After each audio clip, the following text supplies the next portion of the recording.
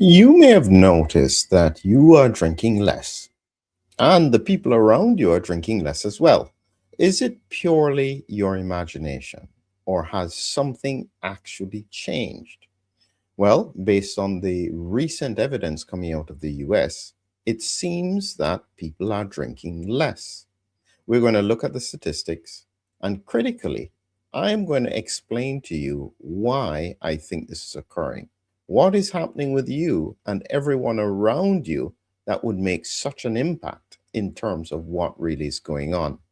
So, this here is the study, the Gallup study, looking in the United States, published in the 13th of August 2025, looking at drinking rates at a new low as alcohol concerns surge. So they're going through a number of points here, and I'll just be showing you some of the graphs. Looking here, for instance, the use of alcoholic beverages from 1939 to 2025 is at the lowest it has ever been, 54%. The peak below that, 55% in 1958. 56% in 1989. This is as low as it goes. What really is going on? So there was an interesting post on this that was done by Mark Hyman, and I think he did some good slides. So I'm going to be sharing those slides with you. And what he showed here is that America is going sober. But I don't think it's just America. I think it's the world is going sober. So it shows that only 54% of Americans consume alcohol today, lowest rate they've seen in 90 years. In 2021, it was 67%, 2023, 62%, 2024, 54%. This is a rapid drop off post pandemic. Look at that. It was 67% in 2022. And then suddenly, within 3 years, it has dropped to the lowest level it has ever been. If you understand this, you'll be able to explain it to people as well. So, this is the value with regards to understanding what is going on. Now, there's some changes in terms of the age group of people who are noticing these things. So, young adults are driving the change, primarily 50% of those aged 18 to 34, down from 72% in 2004. So, this is one part of it. Women as well. Women have gone down to 51% from where men were at 62%. And seems to be related to maybe hormonal issues. 54% of, among the 54% of those who still drink, only 24% had alcohol yesterday. That is a record low. And 40% haven't touched it in a week. The average is 2.8 drinks weekly, which is the lowest since 1996. What in the world is going on? And again, I take you back to something that is very important. Look carefully at this chart. Okay, look at this. This was steady since 1999, 2000, up and down, up and down, up and down. Even there was a slight drop in 2021, a pandemic period. It immediately rebounds to 2022, and then it dramatically falls off to 2025, and this trend is going to continue going down. What in the world is going on? So this is now where I take the observations and put them into science. And I'll explain to you why, based on my research, I think this is happening. And it's not complicated. So here is the science, because I did a whole presentation on this, brain fog like being alcohol intoxication. So if you're interested, look in the description below. But here are some of the slides from it that are relevant. When we look at the brain, this here is the brain in the head. This is the cross section. So the brain is now cut in half down the middle.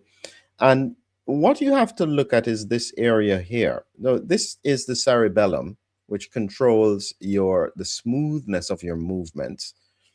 And there's an area here that's very important. This is the brain stem, where all of the wiring from the brain is going down into the spinal cord, a very important part of the brain. And what I want you to notice is this triangle here that we call the fourth ventricle. It's a space filled with fluid, what we call cerebrospinal fluid. And this is likely, in my view, to be the critical thing, because that brain stem is like a highway. This is where all of the roads intersect. And so if anything is going wrong in this section, it slows down everything all the way around. And this is the point that I'm making. So you have to understand a few things about the brain. And when it comes to alcohol intoxication, this is where it sits at. So when we look at this, what we see here is the stages that happens when somebody is getting intoxicated. First, they're a bit relaxed. Then they can get a bit euphoric. Then they start to have slurred speech. Then they get a bit confused. Then when they're really drunk, they start vomiting and getting drowsy. And then if they keep drinking, they can die. And what you have to look carefully at is the areas that are connected with the early symptoms and the late symptoms are in the brain stem, which is what I'd highlighted before. This is absolutely critical. And something has changed there. So you have to understand a little bit about alcohol. Whichever way you take it, the reason why alcohol causes an impact on the brain is because it technically is a toxin. It's not something your brain likes. It doesn't use it for energy. And usually, if you are pouring alcohol in the brain, this is my description as to how it is. You have the alcohol, you drink it, it gets to the brain, it is converted from acetaldehyde into acetate. But this transition, depending on how fast it's being consumed, you can get a buildup of this. This is where the symptoms, or in some people, the pleasure is with regards to this alcohol, because it causes a little bit of swelling in the brain. In some specific cells in the brainstem, we call them astrocytes. And this is all in the course. And I'm just jumping through it quickly, but I'm highlighting that this part of the brain is absolutely critical. And where we are sitting is this tent, the fourth ventricle. You can see this is the cerebellum here. This is the blood vessels, what we call the choroid plexus. And so what I predict is happening is that this area here, which is sitting right on top of the brain stem, alcohol is concentrated in this area, which is why we have so many symptoms around the brain stem early on in alcohol intoxication. So the question is, if that's the case, why is it, therefore, that people are drinking less? What is the connection? Here is the reality. Since the pandemic, a lot of people, that area of the brain, in the brainstem, and I'm literally doing a paper about this, has become a little bit inflamed. This is why they're struggling with sleep. They feel a little bit leggy, a little bit confused. It's almost as if they have a very subtle, mild tipsiness that is ongoing all the time.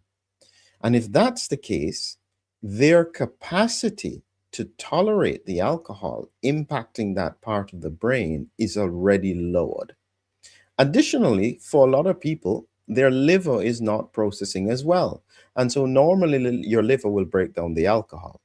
But if it's not processing as well and your brain is a bit more sensitive, what then happens is that people then start to get negative symptoms. Instead of just being euphoric, they get these hangovers. They start to feel unwell with it. And this is what is making people stop drinking so quickly. And here is the evidence of it in the Gallup poll. Look at this. When they looked at the perceived health effects of moderate drinking, okay, you can see here that good for health, makes no difference, bad for health. And you can see here, makes no difference, stable, stable, stable, 2018, drops a little, starts to drop around the pandemic, and then rapidly falls off 24, 25. Similarly, if you're looking bad for health, you can see again this rapid increase. 53% think it's bad for health in 2025. And when we say good for health, only 6%, and that's falling. So you can see this rapid transition that people are thinking is bad for their health. It is not making any difference, is falling, or good for health. How in the world could this have changed so dramatically in just 2 to 3 years? It's because so many people are feeling sick when they have it. The alcohol companies can't understand it. Why the heck? What's going on? We had built our systems for people drinking this much consistently and hopefully increasing it gradually. Suddenly now, people can't tolerate it. If you used to drink 6 cans or 6 pints of lager, depending on where you are, and you could hold that before you started to get a bit drunk, now you can only do 4. And for people who used to do 4, they can only do 2 or 3. So everybody is being impacted in this way. And this is especially relevant around holiday periods.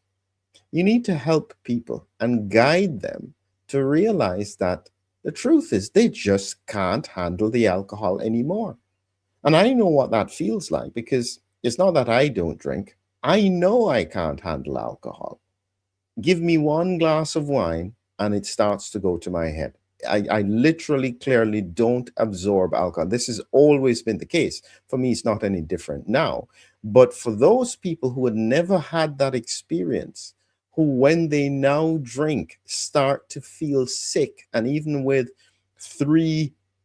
normally 3 cans of beer or lager, they are now getting a hangover the next day. This is what is having that impact on people not drinking. And you can see the final slide I'll show you from the Gallup here is perception alcohol is bad for your health by age. 18 to 34, 66%. 35 to 54, that is now up to 50%. And older than 55 is 48%. Look at the rise since 2023. It was always going up somewhat in the younger people. People were starting to have a little, but then there is this rapid rise since 2023. And so what we're seeing here is that a lot of people are struggling to cope with it. If you are one of those people, don't push it. Just accept it. It doesn't mean you can't have any, but certainly moderate it significantly. And please, if you try to get drunk, just remember what's going to happen to your brainstem. It will take longer for it to recover, and the hangover is likely to be worse. At the end of the day, the truth is that alcohol is and always has been a toxin for the brain. Maybe it's a good thing that people are starting to moderate alcohol a lot better. So if you are interested in more information, look in the description below. This is where not only do you understand the trends, but now you should be able to explain it to family and friends as to why they are drinking so much less. Don't discourage them. It's actually probably to their benefit. Have a good evening.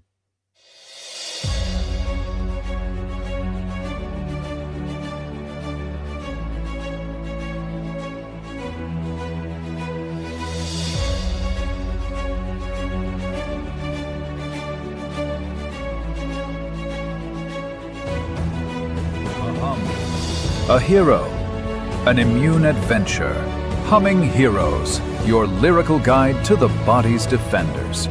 Now on Amazon. Check the links below.